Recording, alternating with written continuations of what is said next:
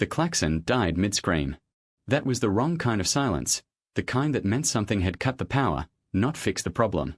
Commander Darren Voss pressed his back against the corridor wall, rifle raised, watching the emergency lighting bleed red across the faces of his two remaining squad members. Somewhere ahead, behind 3 sealed blast doors and a diplomatic no-fire zone that no longer meant anything, the sovereign of the Vreth Imperium was waiting. He hadn't expected to be her prisoner. He definitely hadn't expected her to request him specifically. 6 hours ago, the summit had been routine. Humanity's first formal meeting with the Vreth had gone through 18 months of orbital negotiations, 3 rounds of biological compatibility scans, and enough legal documentation to fill a small moon. Voss had been assigned as head of the human security detail, ceremonial, his commanding officer had said. A formality. The Vreth had honor protocols older than humanity's written history. Then, someone had fired a shot from the human delegation's side of the room. He still didn't know who. The chaos had swallowed the answer. 2 Vreth honor guards were dead. Ambassador Chen was unconscious in a medical pod. And the Vreth Queen, a 7-foot creature of pale chitin and cold intelligence, had sealed the summit chamber and declared a blood pause, an ancient protocol that froze all diplomatic proceedings until the offending party submitted one representative to stand before the sovereign alone. His team had sent him.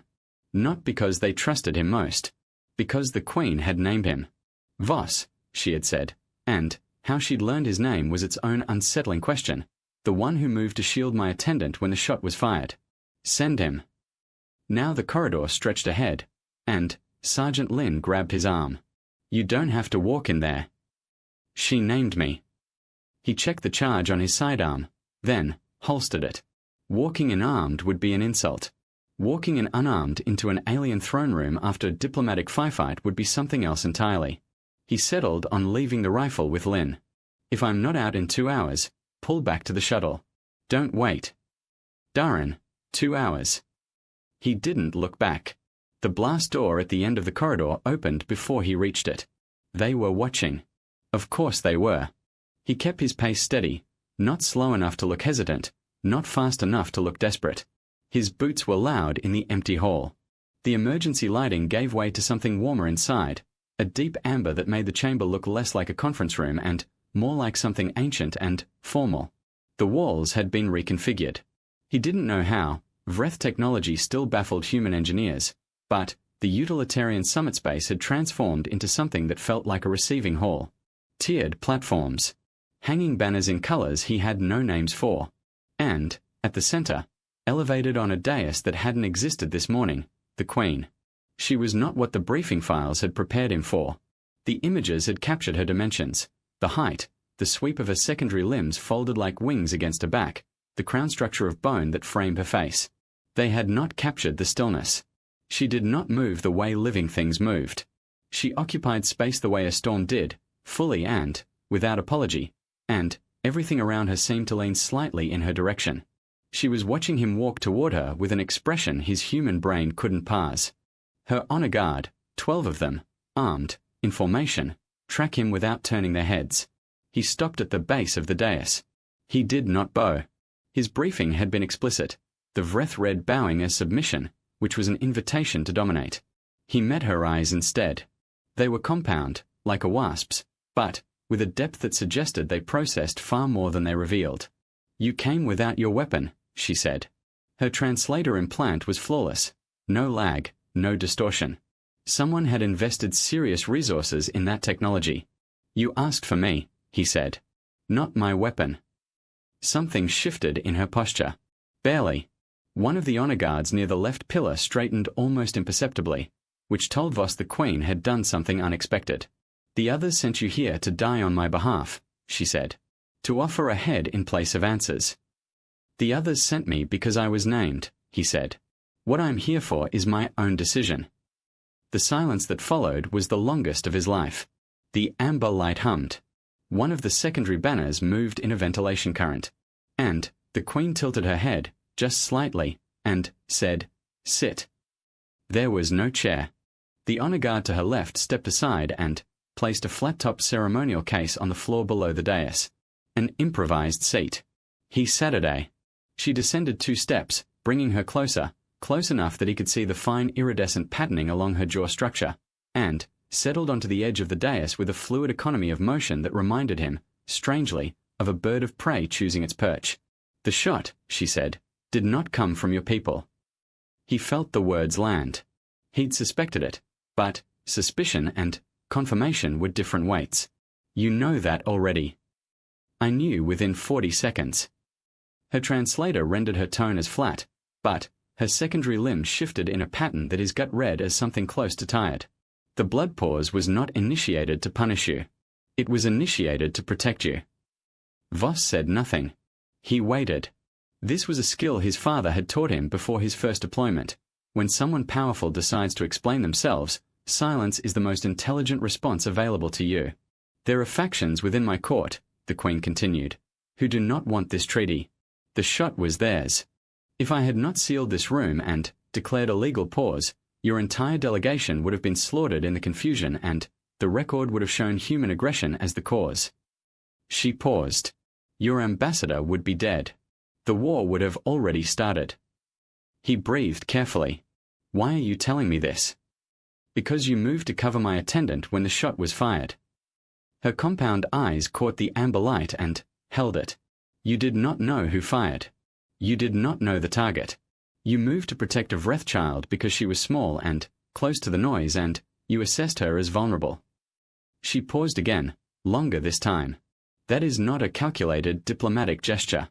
I have seen those. I know their shape. What you did had no shape.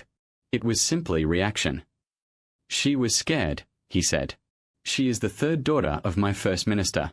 Her fear or safety has significant political weight." "I didn't know that." "No," the Queen said. "You did not." And then something entered her voice that the translator struggled with, a tonal layer that came through as a kind of weighted curiosity.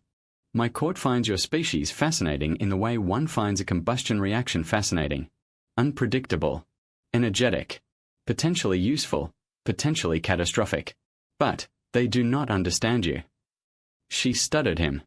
"I am attempting to." He held her gaze. "What do you want to know?" She was quiet for a moment. Then, "You are aware that several of my senior advisors have noted your species' tendency to form emotional attachments across biological lines, to non-human entities."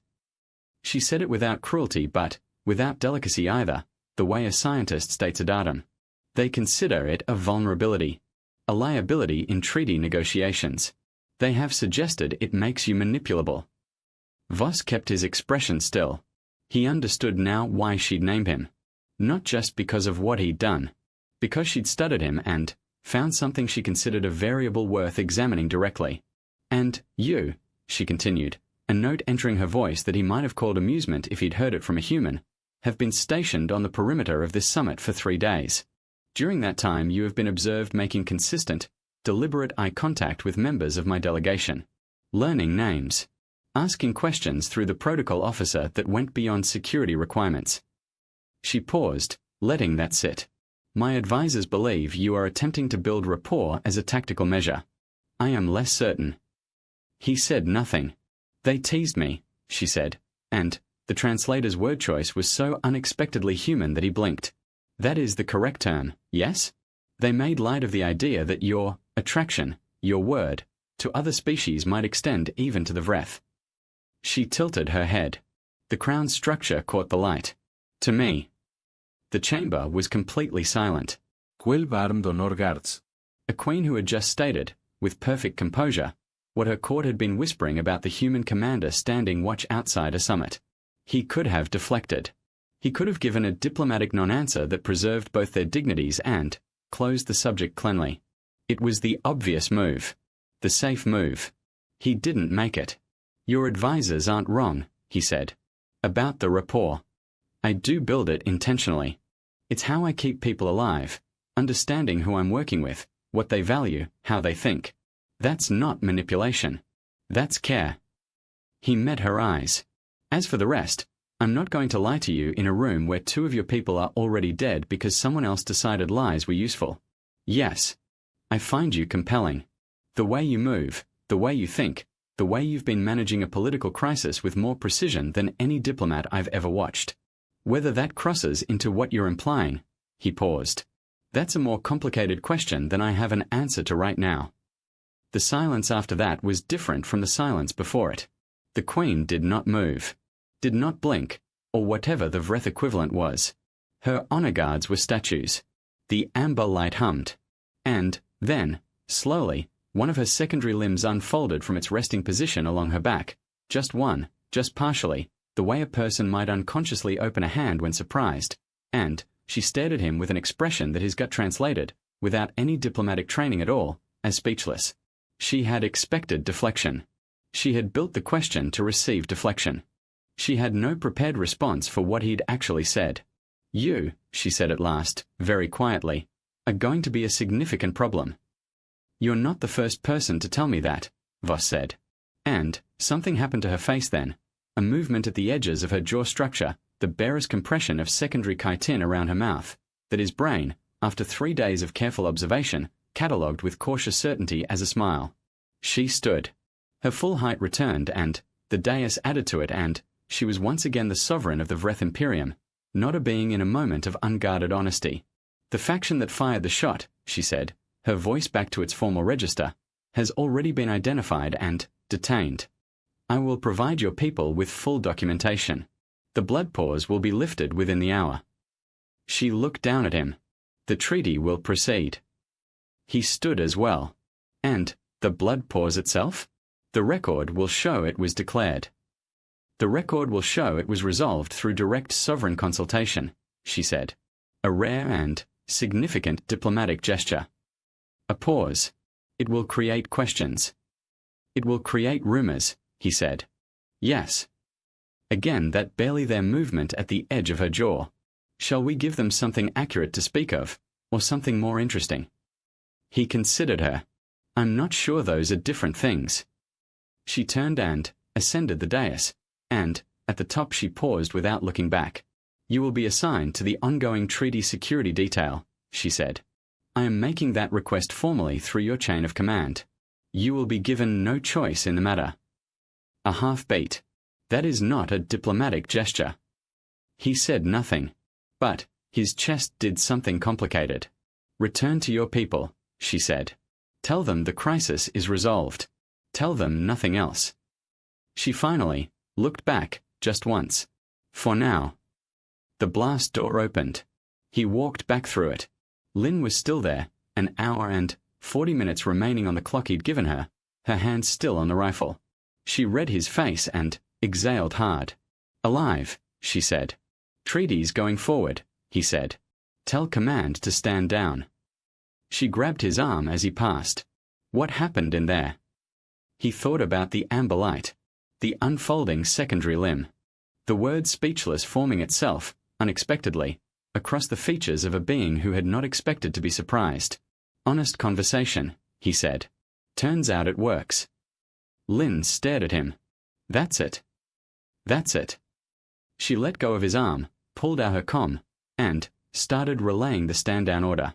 Voss walked ahead of her, back toward the shuttle bay, back toward the paperwork and the debriefs and the carefully worded reports that would explain almost none of what had actually occurred inside that chamber. The treaty summit resumed 4 hours later. The Vreth delegation entered first, in formal procession. The Queen moved through the room with her absolute, unhurried gravity, and, when she reached the head of the table, she did not look toward the human side of the room. Except once. At the far edge of the chamber, where Voss stood at his post, rifle at rest, watching the room the way he always watched rooms. Not for threats, not only for threats, but for the small things that told him who was in danger and who was afraid and what, if anything, he could do about it. Her gaze lasted less than a second. He did not react. She did not react. 12 Vreth honor guards and 7 human diplomats saw nothing. But, across the room, against the amber gold light of the Vreth atmospheric filters that had been installed to make the space comfortable for both species, the sovereign of the Vreth Imperium, whose court had teased her about human sentiment and the inexplicable draw of a species that formed attachments across every conceivable boundary, she touched 2 fingers to the junction of her jaw structure, briefly, in a gesture no human briefing document had ever documented. Voss filed it away. He would look it up later. He suspected he already knew what it meant. The treaty talks began. The translators ran clean. The diplomatic record would show a successful resumption of proceedings following a resolved security incident, managed through sovereign consultation, concluded without casualties beyond those already counted. It would show nothing of what had been said in a sealed chamber under amber light, between a commander who refused to lie and a queen who had not expected to be answered honestly. Months later, when the treaty was signed, and it was signed, stamped into the formal record of two civilizations touching for the first time without violence, there was a small line in the Vreth historical notation that human translators spent considerable effort decoding.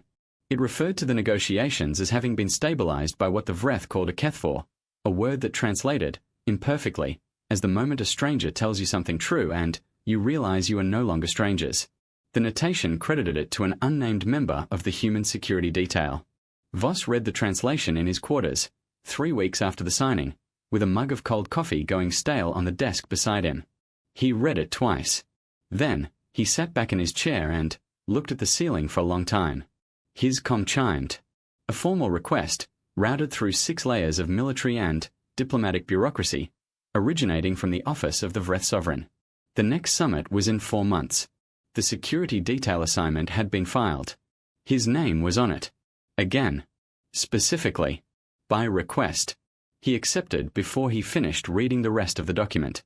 Outside his window, the station turned slowly against the dark, and, somewhere on the other side of the negotiated border, in a court full of advisers who were still piecing together exactly what had happened in that ambulate chamber, a queen who had thought herself beyond surprise was doing something her honor guard would later describe, in carefully neutral terms, as waiting. Not impatiently. Just waiting. And that, Voss thought, setting down his comm and, finally, drinking the cold coffee, that was the most terrifying and most extraordinary thing any person, of any species, had ever communicated to him without saying a single word.